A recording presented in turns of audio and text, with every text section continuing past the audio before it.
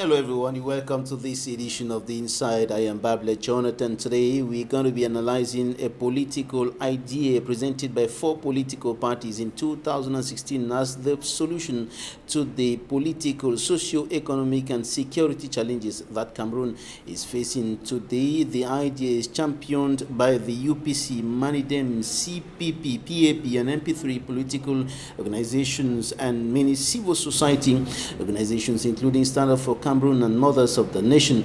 Mothers of the Nation is an arm of Stand Up for Cameroon civil society platform. Meet our guest. In some few seconds, we're going to be analyzing political transition.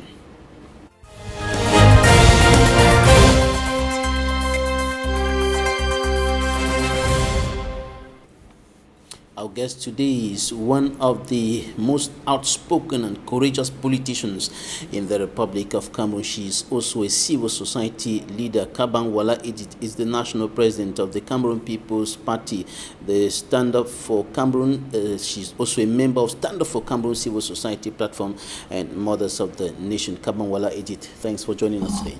Thank you. It's a pleasure to be here as usual. And hello to all of the viewers out there across the nation of Cameroon. All right, we're going to start with some issues that were in the news this week. And one of the issues is a decision of the Minister of Territorial Administration, Atanganji Paul, who decided that all persons who will desire to purchase machetes, axes and iron rods in the northwest and southwest regions of the country for the next 4 months will have to seek for authorization from the divisional officer of his or her area, and of course will have to present some identification documents including the national identity card and even the phone number, and will also have to show proof of the fact that the person is having a plantation or has a plantation that is for farmers. And those who want to buy iron rods for building will have to show building permits and other documents to the sellers before they will be served. What do you think about this decision? I think that unfortunately, as usual, as we have seen them do for the last 4 years, our government is handling the problem in a manner which is superficial and ridiculous. The problem is not those who are committing violence in the northwest and the southwest regions. Many of them have guns. Did they get permission for those guns somewhere? Are the guns not worse arms than an iron rod or a machete or cutlass which is being used for the farm? Some of the atrocities committed are committed with the aid of machetes, axes, iron rods that are used in fabricating local explosive devices and things. This is true. However, the problem is that we have a problem on the ground which has not been resolved. You know, if you do not resolve the problem, and that some people have the intention to use violence, you can ban even wooden sticks. People can kill with their bare hands. So I think that rather than going to utensils which that population, this is a rural population, most of the people are going to the farm. When you start banning them from buying cutlasses, from buying hoes and so on and so forth, you frustrate them further. We know that where the population is today is because of the continuous frustration by government since this crisis started. But the administrative order is not a ban.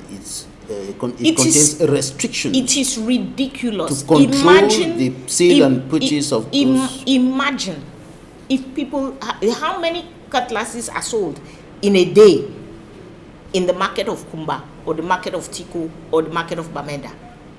Does the minister know? Because if, let us say, per day you are selling 50, 100, 200 cutlasses, and it has to go to the DO's office, so all the markets in that particular district, if people have to line up there, does he have staff at the DO's office to treat their requests? Is he sure that everybody who needs to buy a cutlass knows how to read and write?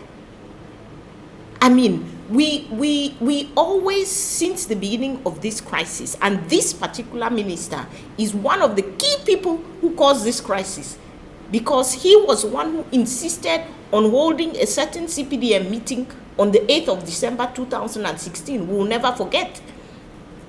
And he continues to aggravate the situation on the ground, instead of pushing his government to go to the real solutions, which we know are about dialogue, are about releasing prisoners, are about seeing how we can have a process to get to peace. Are you saying that this administrative decision cannot help, cannot reduce the rate of violence? I do not think that it will. You heard a press conference earlier this week here in Douala. Stand Up for Cameroon Civil Society platform decrying the increasing violence, not only in the northwest and southwest, but also in the far north. Now, this decision concerning those two Anglophone regions, can it not help to reduce the number of atrocities being committed?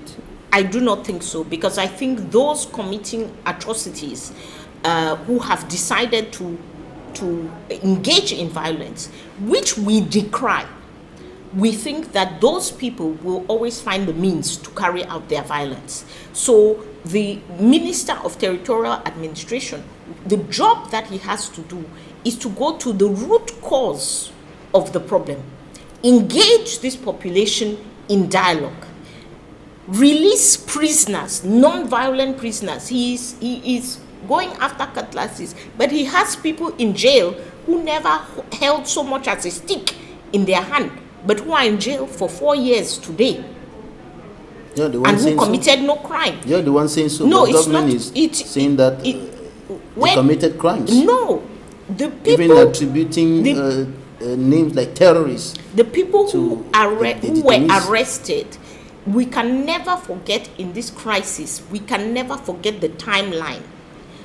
The Anglophone movement, all Anglophones who were protesting, who were demanding their rights, and so on and so forth. There was no violence from October 2016 to September 2017. So anybody who was arrested in that period did not hold a stick, did not hold a cutlass, did not hold a gun. But many of those people are still in jail. There are hundreds of people still in jail. So how do we understand the fact that they are being referred to as terrorists? I do not understand. I do not understand. And this is why we have demanded for the last 4 years to free those who have been arrested. You cannot continue to give a community such conflicting messages. You, the government, you say you are stopping people from buying cutlasses and so on and so forth. But you have a DDR program where you say that those who have held a gun, who have kidnapped people, who maybe have killed people, all they need to do is come and put down their gun, and you will accompany them to reinsert themselves into society. Still, you, the same government, you are holding in prison people who never held a gun, who never committed any act of violence. Those ones, they are still in prison. Still, you, the government, you refuse to dialogue with the community. But now you want to take away their tools for doing their farming. Some of those people you are talking about have been judged and condemned. Why? With heavy. Yes, with very heavy sentences, and it doesn't make sense. It does not make sense. It does not make sense. If you look at the BBC Machos, the Terence Pence, the Galin Ferry, Felix Conrad Chi, and all of those people, what violent act did they commit? There was no violence at that time. They committed no act of violence. So it is the government keeps giving conflicting messages to the Anglophone population, which leads the Anglophone population not to trust this government, not to believe that this government has its best interests at heart. And that lack of trust makes it difficult to resolve this problem, especially when there is no real process on the table. Some of the detainees, notably the leaders who were arrested in Nigeria and brought back into the country and detained, Isikwa Yutabi and the others, were protesting in court this week at the Center Court of Appeal over the fact that they have been denied access to their lawyers. What do you think about this? The case was, however, adjourned to the 17th of next month on grounds that a panel of 3 judges had been transferred to other courts, but they were protesting against the fact that they are not being able to meet their lawyers. You know, throughout this Anglophone crisis, and including, I always talk about the extreme north, because these problems started with the crisis in the extreme north, and because we ignored what was happening then, we find ourselves still in this situation today. The government of Cameroon, the state of Cameroon, is the guardian of the law of Cameroon. And the rights of the people. The state of Cameroon cannot break the law. And the law of Cameroon says, no matter what crime you have committed, no matter how heinous that crime is, you have a right to legal counsel. So whatever thing you are accusing somebody of, that person has a right to legal counsel. Now, when the state of Cameroon stops people who are on trial from having access to their legal counsel, they are infringing upon the law, they are infringing upon a fundamental human right, they are infringing upon the Constitution of Cameroon. How do you expect citizens to have any kind of trust in such a state? I think these are the fundamental questions that we will get to when we talk about political transition. Right. Before we talk about that, you were highlighting some major actions that should be taken by the government to open the way out of the troubles in the northwest and southwest regions of the country, and you were talking about the release of the detainees and other actions that government is supposed to take, according to you. These are not new suggestions. The suggestions have been on the table for the past 4 years. They have been made by us as political actors. They have been made by civil society actors. They have been made by religious actors. Number one, release all of the prisoners linked to the Anglophone crisis. It is no secret for anybody. Aside from people who were protesting, who were actually protesting non-violently, we know that hundreds of people were arrested illegally with no justification whatsoever. Nobody can forget that period in 2017 when young men were just being picked up in the northwest and southwest for no good reason. And by the way, the arrests continue till today on that basis. So as long as you have people in jail who have committed no crime, whom you yourself have not even accused, there are people who have been in jail 3 years, 4 years, and who have not yet had a court appearance.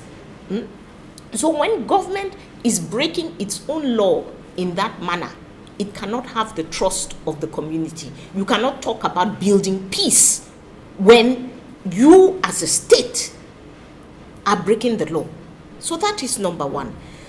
So release these prisoners and let the community have faith that there is goodwill on the part of government to actually solve this crisis. Before you go to number two, one of the persons who was recently arrested in the same context of the Anglophone crisis is a journalist, Kingsley Njoka, yes, who was declared a terrorist at 110 degrees or something like that by the head of the communication department of the Ministry of Defense.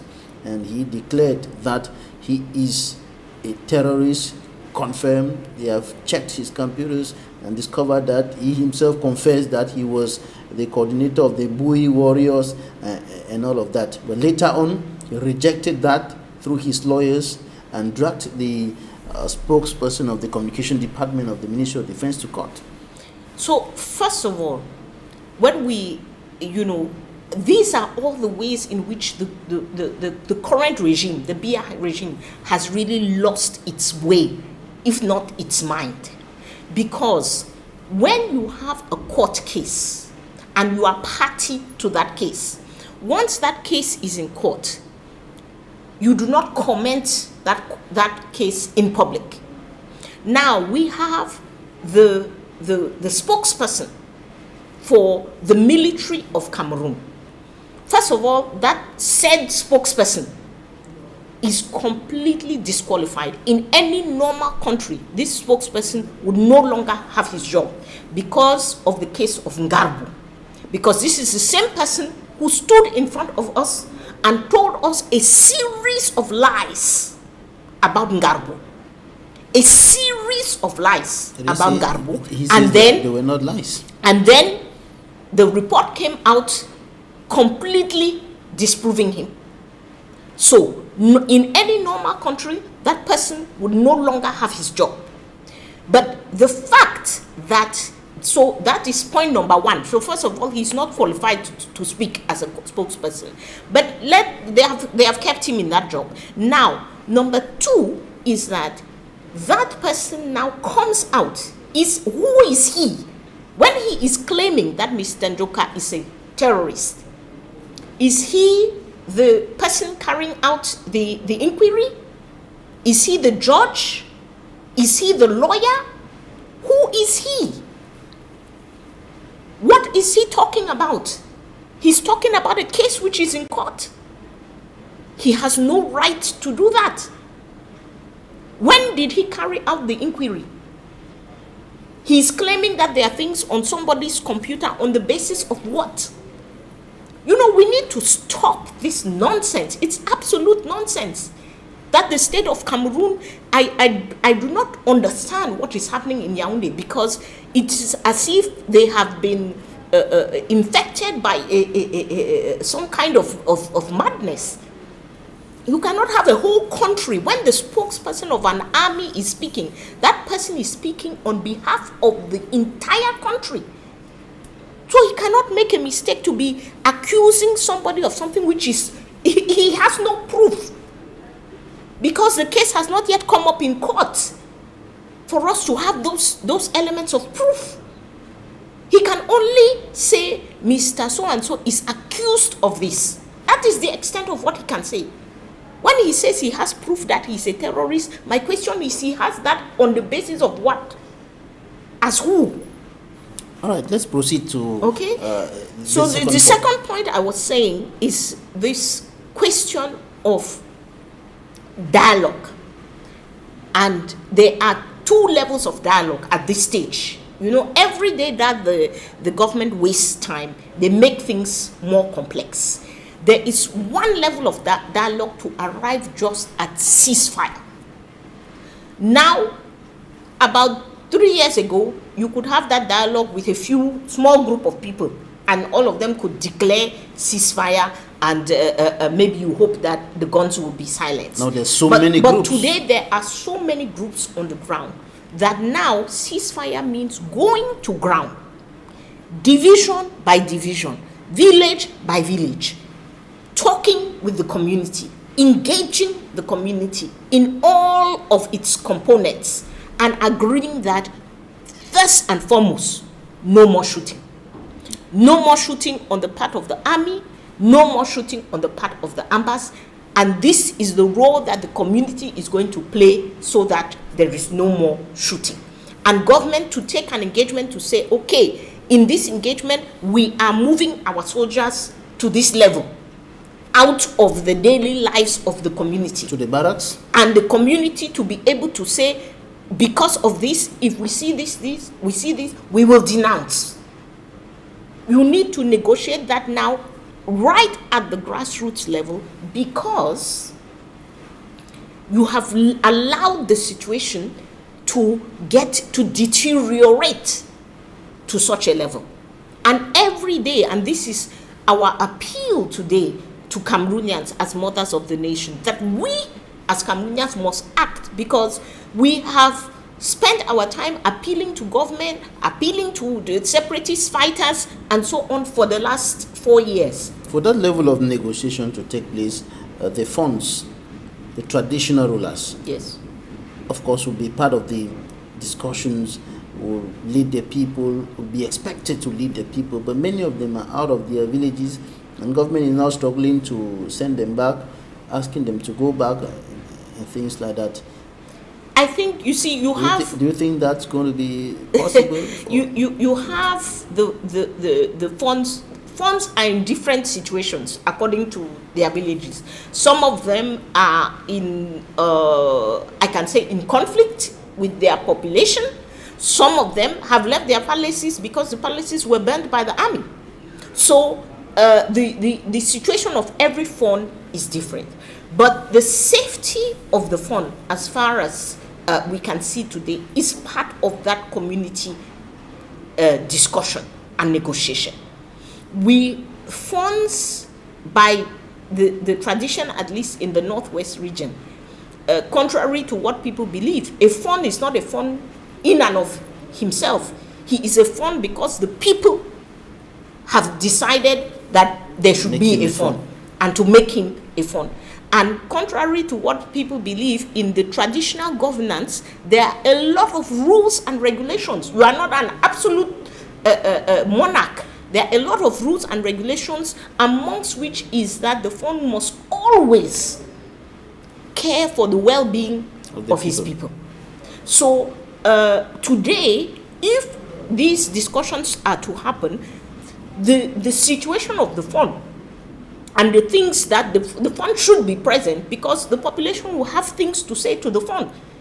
In our tradition, we talk to the fund. It's not an absolute leadership. There are moments in the life of the village where the population can always address themselves to the fund. And I think that these populations have things to say to their funds.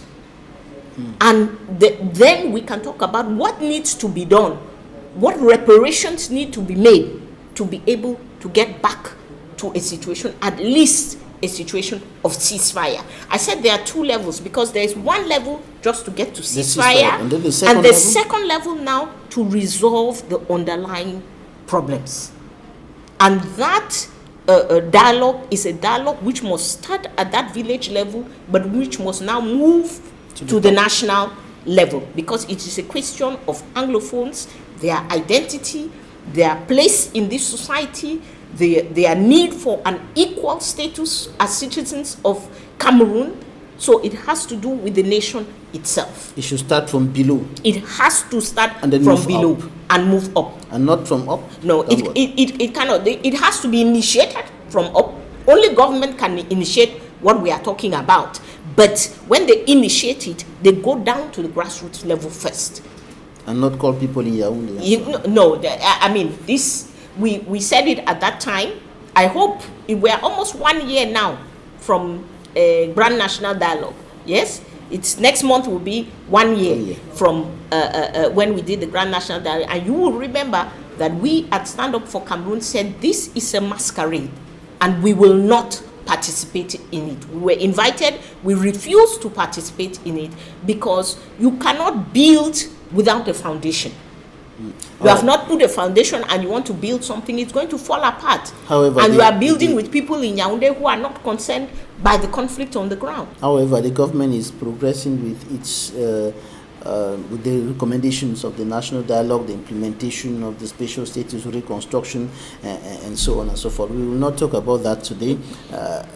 Let's proceed to this issue of you talked about the release of the prisoners, the dialogue. Yes. So after the dialogue, we have said dialogue to obtain ceasefire, and then have a national process of dialogue starting from the ground up to resolve the fundamental issues which created this crisis, because those issues remain unresolved.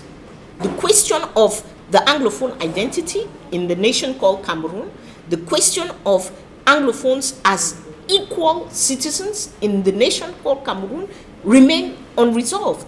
The questions of marginalization remain unresolved. And most importantly, the question of how are we going to be governed going forward? This crisis came about because of a demand for autonomy from the base. All right, and you of the CPP, the Cameroon People's Party, Stand Up for Cameroon, Mothers of the Nation, the PAP, UPC Manidem, and others think that this can only happen after the political transition, because the people who are in power now cannot take us out of these troubled waters. We're going to be talking about political transition in a moment. Time for us to take a look at what the newspapers reported this week. The press review by Immaculate Fogwe.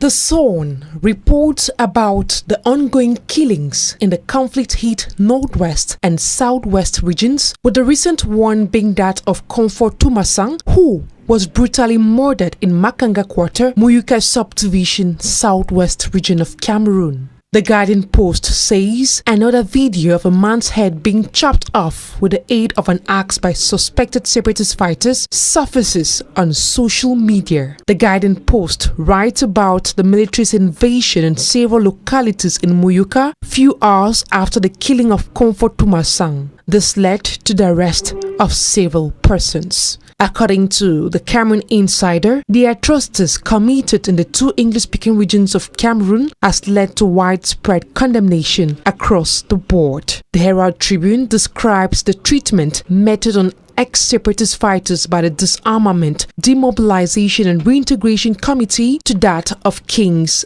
and queens. Another edition of the Guardian Post says Minad boss Paul Atanganje restricts the sale of machetes and iron rods in the northwest and southwest regions of Cameroon.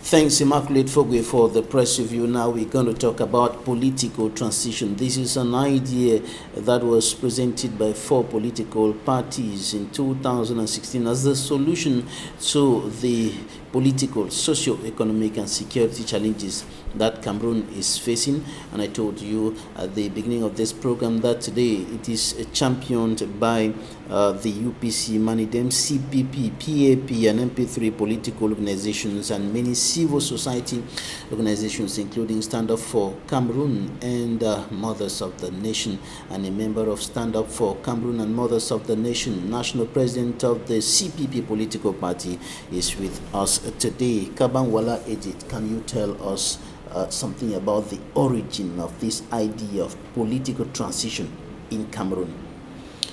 The idea of political transition for Cameroon is actually, we cannot at Stand Up for Cameroon say that it is we were the creators of the idea. This idea is actually very old in Cameroon's political history.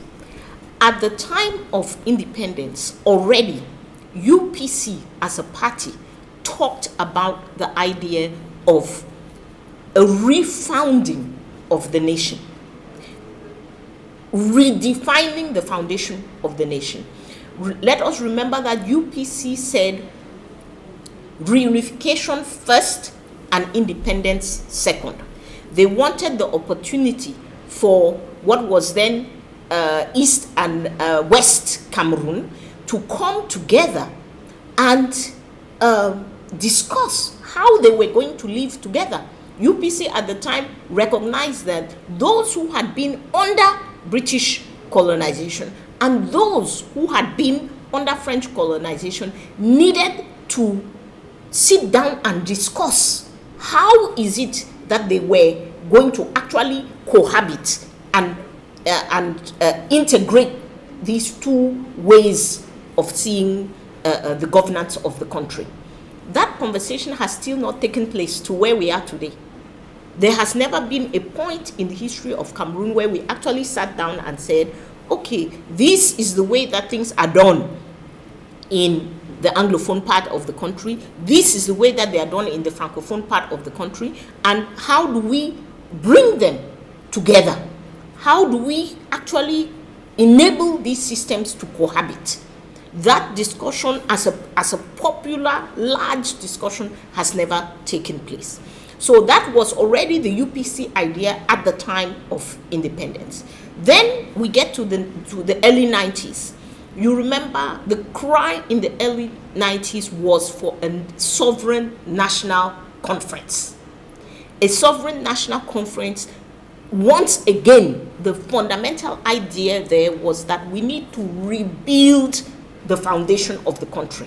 The foundation is rotten. And today, we came up with political transition. It's an idea that really we began to conceptualize since 2014, and in 2016 we brought it out into the open and began to talk about it in the Cameroonian public. And it is the idea that due to our history, due to colonization, due to the fact that we have never been in any system of governance except dictatorship. We have had one dictator as Ahijo, and then we had a second dictator as Mr. Biya. Due to those elements, we cannot make a change of people. Say, okay, now today you are replacing this one who was sitting here, and then go on. No, the foundation of the country needs to be redefined. We have to talk about, one, what is the nature of the state? The nature, before a lot of people talk about form of the state, but we need to talk about the nature of the state, meaning what is the relationship between the citizen and the state. In Cameroon, many people do not know what it is. When you talk to people who are in the armed forces, they believe their role is to protect a government. Many civil servants tell you that, no, I'm here, I cannot criticize the regime because I am here, I'm working under that regime. That is incorrect. That is incorrect. The role of the state is to be at the service of the people. The role of the armed forces is to protect the people, even against the government if need be. So the role of a government is first and foremost to serve its population, not any particular group of people who are in power. So the idea of political transition says we have a history that is a history of oppression. Oppression by the colonizer, oppression by those who have ruled us after independence. We have never had the opportunity to have a state where that government is actually at the service of the citizen that we are. So we must sit down, put this history on the table. And one of the many of the things in this history are unknown to many Cameroonians. We do not know what happened in the war for independence, where today we estimate somewhere between 100,000 and 300,000 Cameroonians who died. In the western regions, in the littoral regions, we do not exactly know what happened. In the Maquis days. We need to examine that. We do not know the history between Anglophone Cameroon and Francophone Cameroon. This crisis is one of the things that is the lack of knowledge on that history that is at the center of this crisis.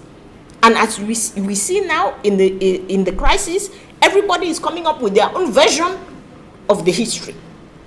We need to sit down as a country and say, look, this is actually what happened, and mistakes were made. It is important for a country when serious mistakes have been made that have aggrieved a portion of its population. It is important to acknowledge it and to understand it and to say, well, how did we get here, so that we can correct as we go forward. No, before we this go is forward, the idea of political transition. Before we go forward, you're referring to the first president of Cameroon and the second president, yes, Amadou Ahidjo and Paul Biya, as yes, dictators. yes, And you're saying that they have been oppressing the people of Cameroon. Of course. But these are people who have been repeatedly or were repeatedly elected in elections qualified as democratic. President Qualified Paul Biya by is, whom? is running another mandate, which he says he was elected democratically by the people. So No, why are you calling them dictators? I think that it is clear that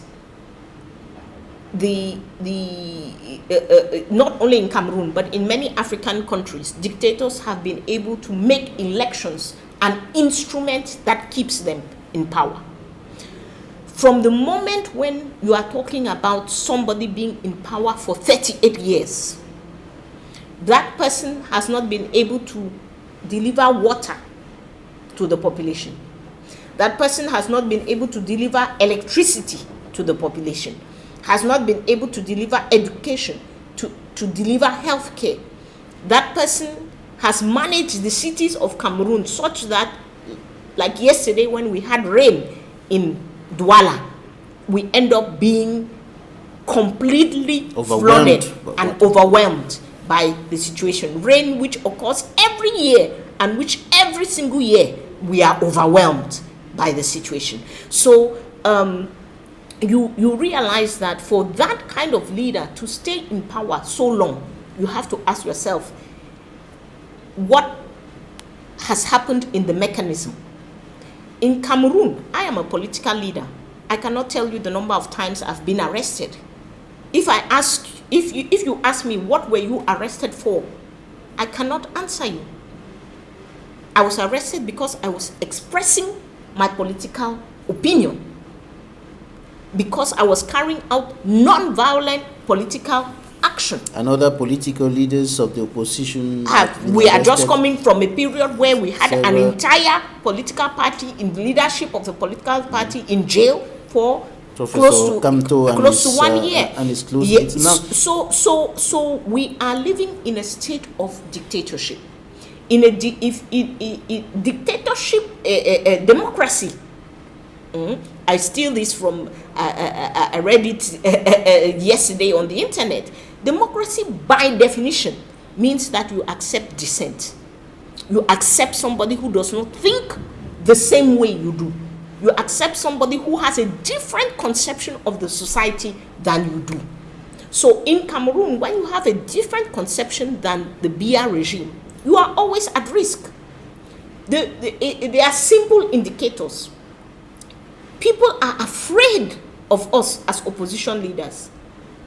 Can I tell you that I have been asked to leave public spaces because the owner of the public space, a restaurant or so, is afraid that if I'm seen in their restaurant, then it will mean that they are of the opposition and they are afraid of what that will mean to them.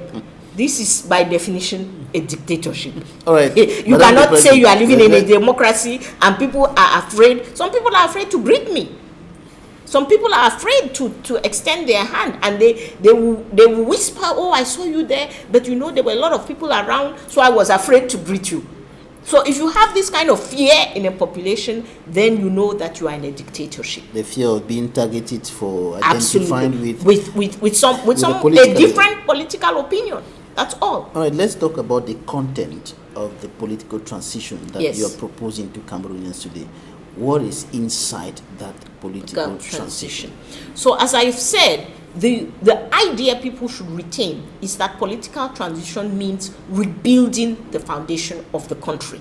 Now, I will talk about 4 key steps. Step 1 is that the current regime must go. That is a difficult step sometimes for people to get their heads around, but you cannot rebuild the foundation of a country with the people who have installed dictatorship and who are hanging on to it with all their means, with all the violence, with all of the power and all of the money that they have. The current regime current regime must go. How? Through non-violent action of the population. This is nothing new. We have seen it in Burkina Faso, we have seen it in Tunisia, we have seen it in Algeria. When people come out, we, the people, by the constitution of Cameroon, are the power, the ultimate power in the country. And when we come out and say we no longer want you, please, non-violently, pack your bags. 38 years is enough. we are putting an end to this now. Is it in the same vein with what happened in Mali recently? Mali the is... army and the people came together and said, Mr. President, we want you out. We will have to have a discussion about Mali because Mali is a little bit more complex because the army played a major role in Mali. So we could have a discussion about that. But it is the people coming out to say no longer. I think the examples of Burkina Faso, of Tunisia, Sudan, because we believe in civilian rule.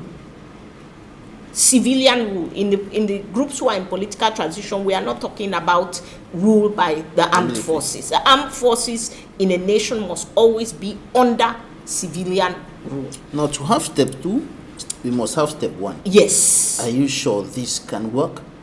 The people standing up, peacefully protesting and saying, Mr. Biya, President Paul Biya, leave the Unity Palace. Mr. PM, leave your office. All those people who are walking around him should give way to new other political leaders. Can we have that in Cameroon? I am absolutely certain that it will happen. One of the things we do is talk to those in the countries where it has happened. And the thing that they consistently tell us is that everybody used to ask that question that you have just asked. That is it possible? Can you imagine that in Egypt, that in Tunisia, that in Burkina, that in Algeria, you can have the people coming out to demonstrate in this way? And the answer is yes, of course. But knowing the repressive way in which the forces of law and order, security and defense respond to such actions. All of those countries were more repressive than Somebody Cameroon. will just say, but my child, my wife, how am I going to do this thing? All of those countries were more repressive than Cameroon. And here's one thing that I would say. We hear very often, my child, my wife, my job. I think people in the Northwest and Southwest also used to say that. When we used to talk, because we were talking about political transition long before the Anglophone crisis. Escalation of the crisis. And when we used to talk to people in those regions, they say, oh no, this is... But the longer we wait, the more political transition is a non-violent solution. It is a solution which is controlled by the people. It is a solution which is positive in that it is about building up the nation. If we do not take our responsibilities and go on that positive route, there will be people in the society who will decide to take it in a different route. And we have already seen that in parts of Cameroon. So if we had people from Northwest and Southwest standing up to say, yes, we want political transition, we want to move in this direction, maybe we would not have the crisis that we have today. So it is very important for us as Cameroonians to build the non-violent solution, build the positive solution, because the longer we wait, the more we have groups on our territory picking up arms. And when groups pick up arms, you lose control. I listened to a young entrepreneur, a young Cameroonian entrepreneur who told me, if you don't do what you know you can do, what you know will do you. Exactly. All right, step 2. So step 1 is the regime, difficult step, but an important step for we as Cameroonians. Step 2 is what we call a true national dialogue. The true national dialogue is about dealing with our history, dealing with our colonial past, because whether it is the war against independence, that period of what we call the Maquis, or it is the Anglophone crisis, these are crises from our colonial history. We were not Anglophones and Francophones. We were colonized to be Anglophones and Francophones. So we must sit down as Cameroonians and ask ourselves, who do we want to be going forward? How do we take that history and live together. You know, I hear a lot of the current regime has a slogan, vivre ensemble, vivre ensemble. Living together. It's not a slogan. Living together is not a slogan. It is a construction. We have to sit down and we have to say, look, this is the way we do things here. This is the way we do things here. What do we want to do going forward? Does each person keep their system? Do we have a blended system? Do we have a completely new system?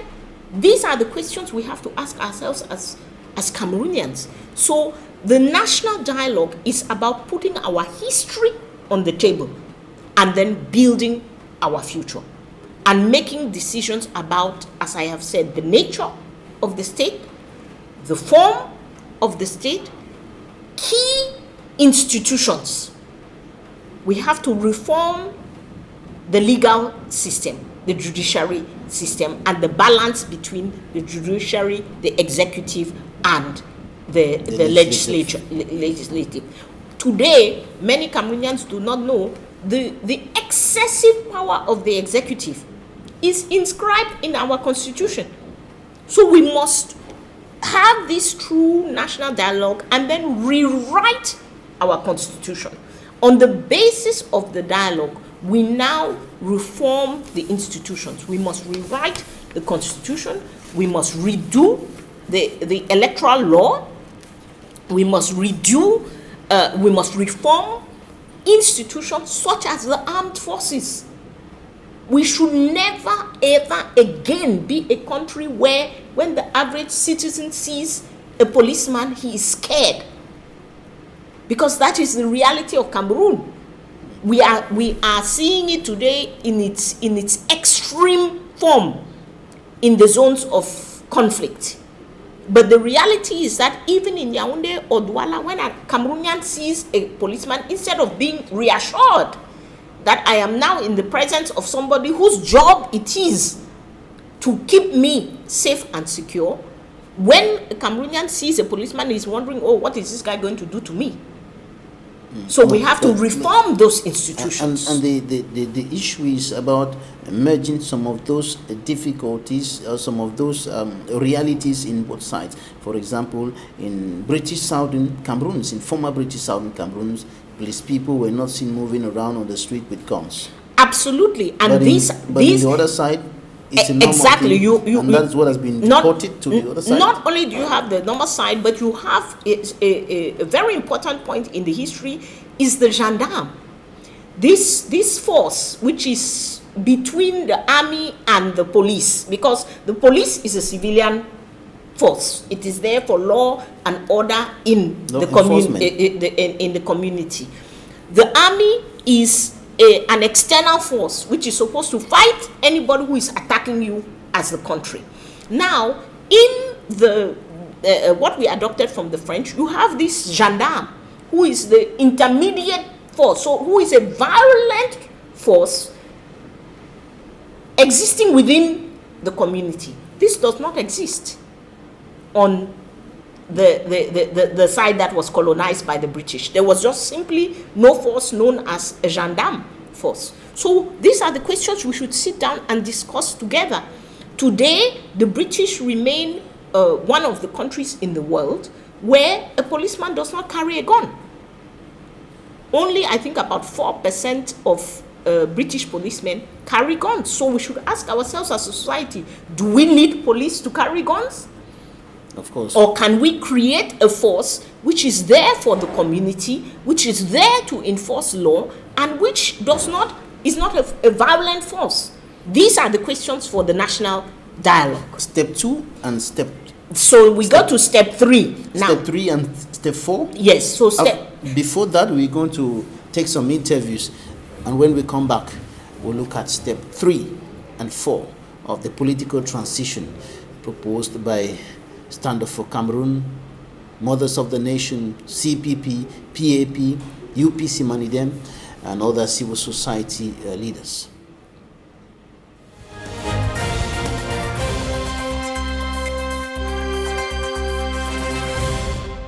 Four years of no school is not 4 months or is not a third-term holiday. Let me use this opportunity to call on the elites, external and internal, to support this move. Contribute in cash, in kind. Contribute so that our children will have themselves back in the classroom. We have suffered enough, and it is time for us to stop this nonsense. I think we should not use our children as sacrificial lambs no matter what is going on. This is a zone that counts 16 primary schools and 2 colleges. So you imagine the number of pupil and student population that have been sacrificed for all these years. So I'm here as they invited me, and at the same time let me equally use this forum to send a strong message to those our elites, especially those who are abroad, who spend their time discouraging, preaching against school, or threatening the lives of their own brothers back at home. It is time for them to desist and follow the path of righteousness. The sensitization has intensified because of the traditional authorities. They have taken the relay. Today I am in the Mba village following an invitation from the funds of the Mbuwa zone. They invited me today to come to Mba Palace to partake in their meeting. We have brainstormed and we have come out with so many strategies to ensure that this school year is successful. We, the women of the Southwest region, are in deep shock and consternation following the brutal murder of a harmless and defenseless woman in Muyuka on Wednesday, the 12th of August, 2020. We consider the cold-blooded slaying of Timasam Comfort Aferi as an affront to womanhood and humanity as a whole. The women of the Southwest express unreserved indignation at this murder, which is one too many in the long list of senseless killings perpetrated by suspected separatist fighters. The memory of Florence Ayafo is still fresh in our memory. We stand up with one voice to condemn in the strongest terms ever this long list of brutal killings.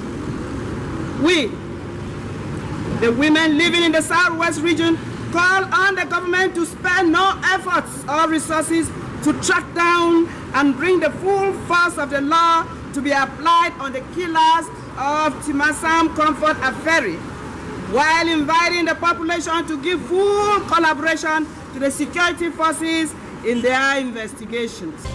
The President of the court explained that because all three members of the panel have been transferred, they'll need time to reconstitute the bench and continue with the matter. But before the session ended, lead counsel Paddy Young and Batunier Etabison, they indicated that our clients were protesting the fact that they could not have access to their lawyers while incarcerated. And even though we understand that this is a coronavirus period where social distancing is very important, the constitutional and the fundamental right of our clients to be able to have access to their lawyers is primordial. And so they came, 9 of them in court today were present to physically protest the fact that they've not been able to have access to their lawyers. The second prong of that protest was the fact that Deacon Wilfred Tassan did not show up in court to manifest his protest against this very issue. Mr. Tabe was very, very insistent. He was very, very strong. He wanted the world to be clear about the fact that they wanted access to their lawyers. And this was put on the record, and we hope that the President of the court should be able to rule on this. We can tell you that they are strong, they are resilient, they are fighters like you know them, and they want the world to know that they are in good spirits and that the fight continues. Mr. Yokotang was acting as a lawyer for Besem Blandin, who was killed in Tiku last week. And after discussing with the parents of the deceased, he was informed that one of the victims of the incident was a boy called Elijah, who was lying sick or ill at the Limbe hospital. So he thought it wise in order to complete his investigations and advise himself and for his client's sake, to come to Limbe to see Elijah. Besom Blanding was 17 years, and it would appear Elijah is 16. They are alleged to have been shot because they were doing snail farming with their torches and with their buckets. And after discussing with the young man who is in bed, in the hospital bed, he now decided to take a photograph. And it is at that juncture that the gendarmerie officers who were gathering the ward interrupted him and asked him to delete those pictures. He did so.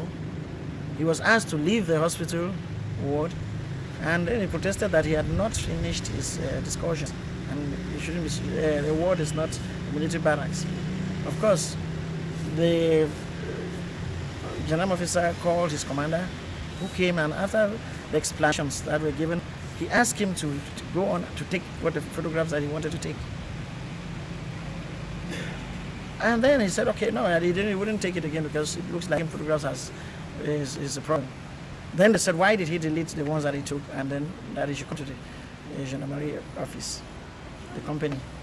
And that's how we've been here since 5 o'clock or 6 o'clock yesterday. To support all the descent group in the mid division.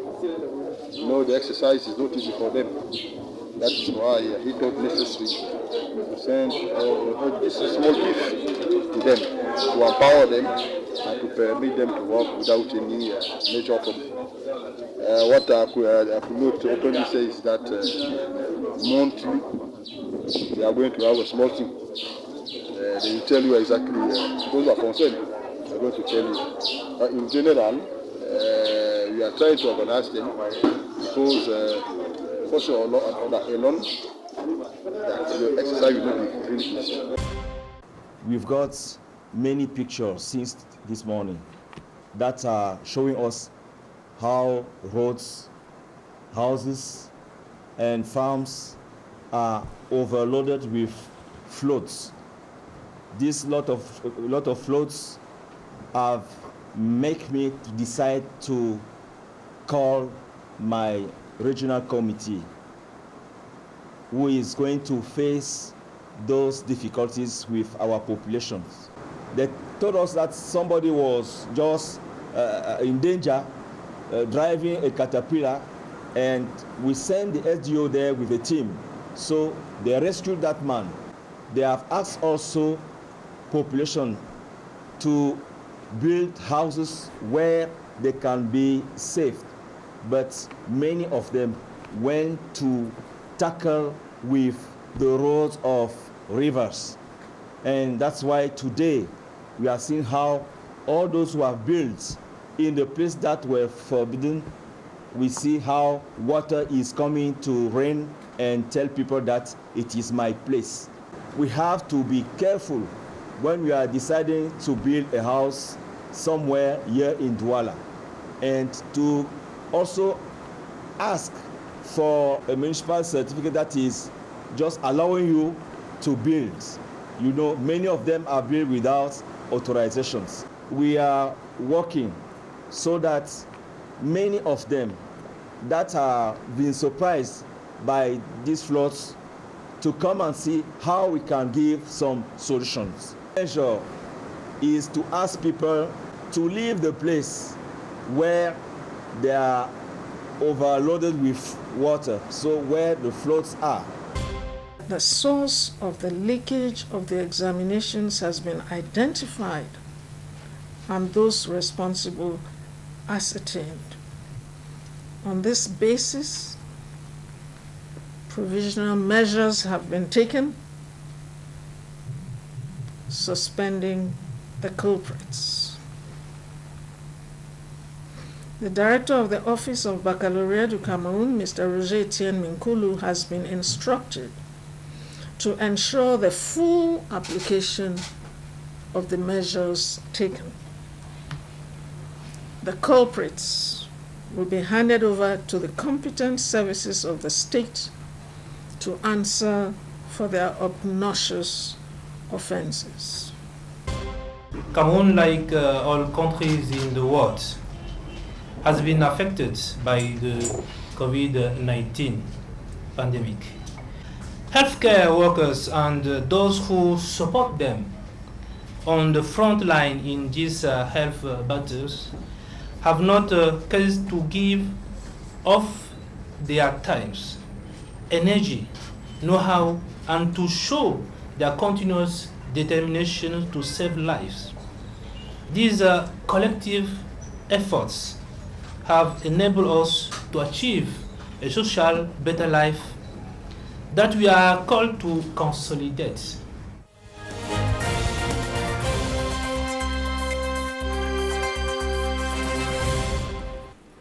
You're welcome back. Now we're talking about step 3 of the political transition proposed by some political leaders and civil society leaders in the Republic of Cameroon to solve the many political, socio-economic and security challenges that the country is facing. Kahbang Walla edit step 3 of the political transition. Step 3 comes directly from step 2. So the national dialogue, the decisions which are taken during the national dialogue are binding and then must be translated into institutional reforms. So coming out of the national dialogue, number 1, you must rewrite a new constitution for the country, because the decisions which you have taken now must be inscribed into the social contract of the country, which is the constitution. Secondly is that you have to begin, it is just the beginning in the transitional period, because you will have reforms maybe for 10, 15 years after you have gone through the transition. But you begin the most important reforms, which include the electoral system, which include the balance of power between the executive, the judiciary, and the legislative, which include questions of the armed forces. So you begin these reforms and you translate them into documents and systems which are binding for the country. So that means the constitution must change, certain laws must change, and the institutional reforms must be put into place. And step 4 is that you now hold an election based on this new electoral system. You hold an election for your first mandate after the transition. And many aspects of that mandate have already been defined. So those people who will be elected, they will not be free to just come and do whatever is their own political program, but they will be bound by what has been decided during the transition as part of that first mandate. So these are the steps of the political transition. And where all of these will be going on, yes, who will be leading the country? For how long will it go on? Great. Those are very good questions. Based on what we have seen, because once again, as we say, we are not inventing this. It is ongoing. We have seen it in countries like Tunisia and Burkina. It is ongoing today in Sudan. So we know that good transition lasts about 2 years, 1.5 to 2 years. Some people have said to us, no, but you need about 5 years to transition Cameroon. That is true. That is why we say it is the beginning. But you cannot keep a country in transition for too long, because that transition period is a stalemate period where you are sort of waiting. Many people will not invest in the economy. Many people will wait to see how the transition will work out. So you cannot keep it for too long. So ideally, it is a 1.5 to 2 year period. During that time, you have a transitional government. You have a government which is put into place consensually by those who have carried out step 1. The forces that have carried out step 1 of removing the current regime now sit down and agree on a transitional government. The transitional government are people who have certain characteristics. They must have, first and foremost, people who have proven love of the nation. So it's not on that day that you'll be looking for somebody to say, oh, this person said, no, I love Cameroon very much, I should be in the transitional government. No, you are basing yourself on the acts. We know today, for example, the lawyers who have always stood up for human rights in Cameroon. We know the politicians who have always stood up in Cameroon. We know the civil society actors who have always, based on that track record, we say these people have shown love of the nation and they can be part of a transitional government. Will the transitional government have leaders from all the institutions, the presidency, the prime ministry, the senate, Yes, so the transitional government has generally we have two arms. You have an executive transitional government, and then you have a legislative body, which is kind of like a temporary parliament, which is in place. Those are the two key transition institutions. And one thing is important about the transitional institutions. If you are part of the transitional government, you cannot stand for the next election. You are automatically excluded from the next election. So these are not people with the political ambition of ruling the country. Their job is the transition. Exactly. Take the country through the transition, rebuild the foundation of the country, and then hold elections with a good electoral law, with a good electoral foundation, and now the new leaders of the country will be elected. So this also ensures that people do not create laws which favor themselves. It also ensures that people do not grab power to now install themselves in power. It means that you actually have this time to rebuild the foundation of the country. And there's a third element which Stand Up for Cameroon has developed, which is that during this time, to guarantee this process, we would have the advice and the counsel of 4 or 5 African leaders who have actually conducted democratic processes themselves in their countries. So we would be looking at the Jerry Rawlings, we'll be looking at the Thabo Mbekis, we'll be looking at the Grassa Machels, people who know what it means to transition a country and who would be acting as our advisors, because amongst us as Cameroonians, we have not built very good trust and we don't have a very good history. So it's good to have those people who do not have a stake in the system, who would be able to say, hey, watch out, here you are going off. Yes, here you get back on track, and also sharing the experience of what they have been able to conduct in these countries. We are rounding up. You have some few seconds to look at this camera and speak to Cameroonians. Tell them what you expect from them. Good. Thank you. So our message to Cameroonians today is that the future of our country is in our hands. We as a people have to stand and trace the road which will build our future.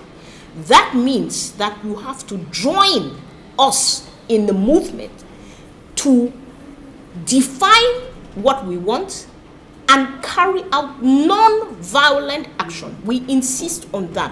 Non-violent action. There is so much violence in our country. We know that change needs to come. So the route is non-violent action. So we ask you today to stand up and to join us as we organize and mobilize for non-violent action to bring about political transition. Kahbang Walla, indeed National President of the CPP, member of Stand Up for Cameroon and Mothers of the Nation, thank you for joining us today. Thank you so much. It was a very, very interesting discussion on political transition. Thank you. Thanks, ladies and gentlemen, for staying with us. Next Sunday, another edition will be coming up. Stay with us.